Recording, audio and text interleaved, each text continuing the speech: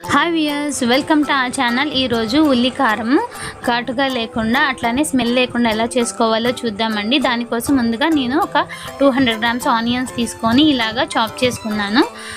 ఒక పాన్ తీసుకొని అందులో కొంచెం ఆయిల్ వేసి ఆ ఆనియన్స్ని కూడా వేసేసి ఇట్లాగా ఒక 5 నిమిషాల పాటు ఫ్రై చేసుకోవాలండి. గోల్డెన్ కలర్లో వస్తుంది. ఇట్లాగా తీసి పక్కన పెట్టేసుకోవాలి. దానికోసం పుట్నాల పప్పు అండ్ చింతపండు, వెల్లుల్లి, జీలకర్ర అండ్ ఉప్పు అండ్ కారం తీసుకోవాలి.